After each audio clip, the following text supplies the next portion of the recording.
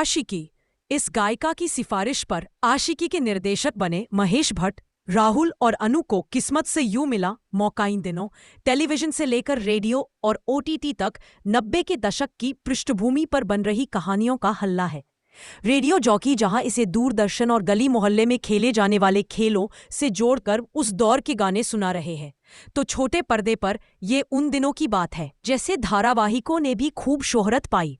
OTT पर इस हफ्ते रिलीज होने जा रही web series guns and Gulaabs की भी ऐसी ही कुछ कहानी है। लव लेटर लिखना, 2 in 1 में कैसेट लगाकर दिन रात गाने सुनना और आशिकी में हर हद से गुजर जाने को बेताब रहना, ये सब उस दौर के युवाओं को अब भी याद है।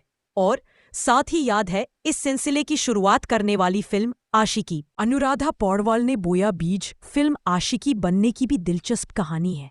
दरअसल टी सीरीज के संस्थापक गुलशन कुमार एक मशहूर गीतकार से गाने लिखवाने गए थे, जिन्होंने उन्हें उन दिनों के प्रचलन के हिसाब से द्व्यर्थी गाने सुना दिए। गुलशन कुमार के साथ मशहूर गायिका अनुराधा पौडवाल को भी इस पर बहुत गुस्सा आया। वह बताती हैं, मैंने 1 हफ्ते का समय मांगा और संगीतकार आनंद मिलिंद से संपर्क किया। उनको मैंने बताया कि ऐसे ऐसे गाने हैं। उन्होंने तमाम सवाल किए। मैंने कहा कि न तो फिल्म तय है न हीरो हीरोइन, बस गाने तय हैं। फिर मजरू सुल्तानपुरी साहब आए। उन्होंने पहला गाना लिखा, क्या करते थे सजना तुम मुझसे दूर रह के। अगले 15 दिनों में हमने 10 गाने बना लिए। ये गैर फिल्मी गानों की कैसेट लाल दुपट्टा मलमल का रिलीज हुई तो हाथों हाथ बिक गई। फिर जीना तेरी गली कैसेट तैयार हुआ। उसके बाद फिर लहराया लाल दुपट्टा का। इन गानों को दूरदर्शन पर चलाने भर के लिए इन गानों को लेकर फटाफट फिल्में भी बनी। महेश भट्ट को ऐसे मिला मौका, लेकिन आशिकी फटाफट बनी फिल्म नहीं है। अनुराधा पौडवाल बताती है, नदीम श्रवण और हमने इस बीच 27 गाने बना लिए थे। मैंने सुझाव दिया कि इस बार ये गाने किसी बाकायदा बनी फिल्म में होने चाहिए। महेश भट्ट का नाम मैंने ही सुझाया और कहा कि वह बहुत अच्छे निर्देशक हैं, अगर वह चाहेंगे तो इसे सोना बना देंगे।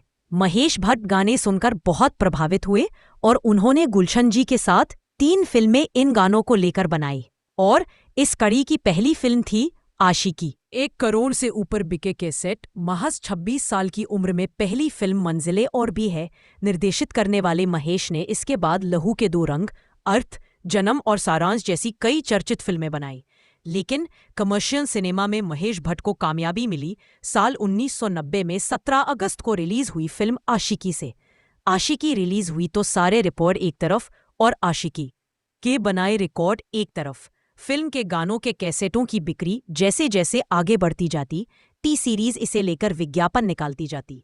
फिर एक वक्त ऐसा भी आया कि इन कैसेट की बिक्री की तादाद 1 करोड़ से ऊपर निकल गई। इसके बाद टी सीरीज ने भी इनकी गिनती के बारे में विज्ञापन बनाने बंद कर दी। तब आशिकी का संगीत टी सीरीज का नहीं, देश का संगीत हो चुका था।